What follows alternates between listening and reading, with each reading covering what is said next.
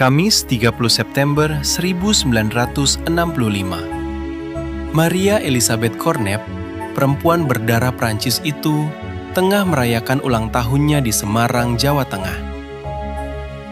Pada momen bahagia seperti ini, biasanya putra sematawayangnya, Kapten Pierre Andreas Tendean, selalu hadir menemaninya.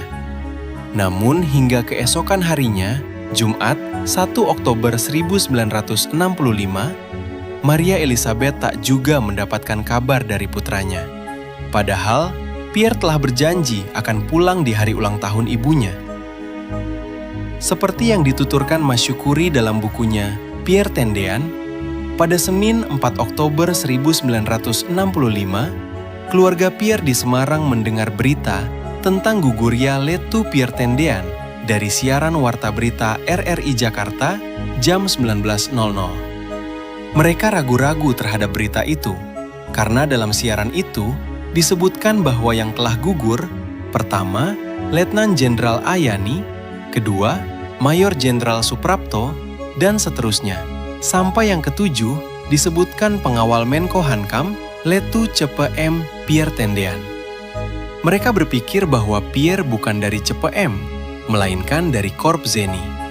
Dalam keadaan ragu-ragu itu, datang telepon dari Pangdam Diponegoro bahwa Letu Pierre Tendean telah gugur dan akan dimakamkan besok tanggal 5 Oktober.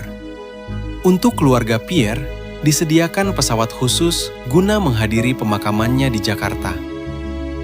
Saat tiba di Jakarta, Maria Elizabeth Cornep menangis pilu sambil memeluk peti jenazah putranya yang berbalut bendera merah putih.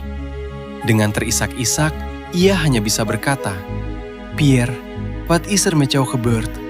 Apa yang terjadi denganmu?" Isak Maria Elizabeth.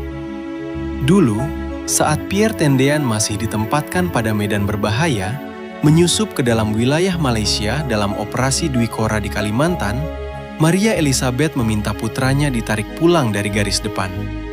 Ia ingin putra satu-satunya itu ditempatkan dalam zona aman dari perang. Pierre Tendean kemudian akhirnya ditarik pulang berkat permintaan ibunya dan ditempatkan dalam tugas baru sebagai ajudan Menhan Pangap Jenderal Nasution.